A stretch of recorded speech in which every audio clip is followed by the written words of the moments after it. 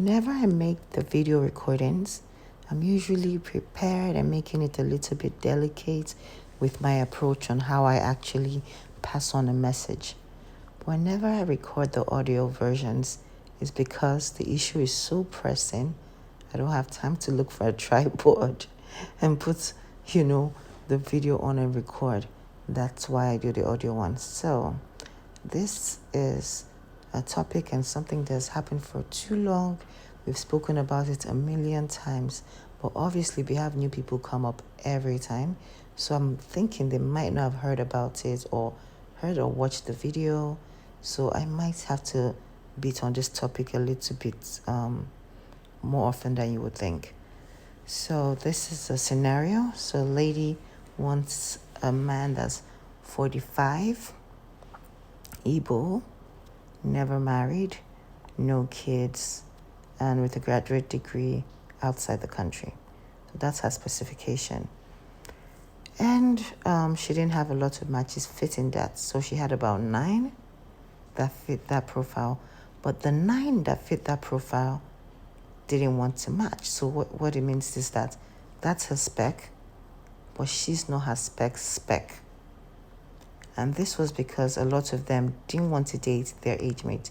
She's 45 and she chose to date 45 to 50.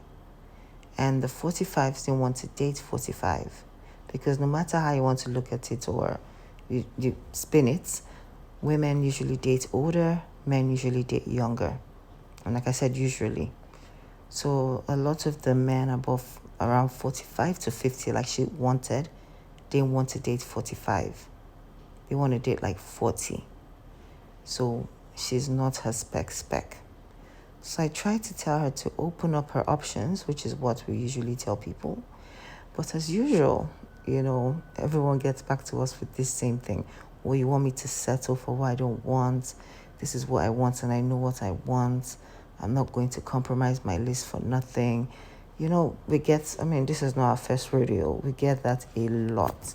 People hate the word people use and hate the word compromise, settle. They makes it feel like you're telling them to take less than they deserve, quote unquote. Yeah. So basically, I'm like, okay, you're actually 45 right now, right? And you want to date 45 to 50. But like I told you, lots of people are in that age range with no kids, never married, the graduate degree and all that. You found 9 of them and they were not wanting to match with you, right?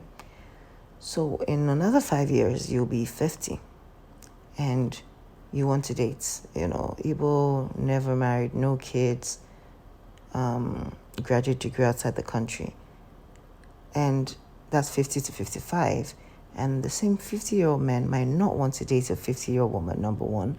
Number two, that 9 you found would now be reduced to about, let's say, 6. Because as people get older, you wouldn't find them not being ever married or having kids. Then you say, okay, I can't find a lot of people that I want in this range, and you don't find. So you get to 55. And you say you want to date 55 to 60. Never married, no kids, Igbo, graduate degree outside the country. 55 to 60-year-old men have likely had kids or been married. So your list now, your options come down to about 2 or 3, that have those things you want. But those 2 or 3 55-year-old men are not looking to date 55-year-old women, so might still want to date 50-year-old women, which you still don't fall within that. So what you're kind of doing is just not helping yourself, basically.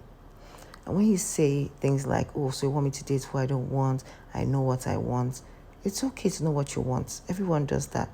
So, but the couples you see today, do you think, because I know like this couple, let me use an example of a couple I know, and the guy is divorced, he has 3 kids, they're married now, happy.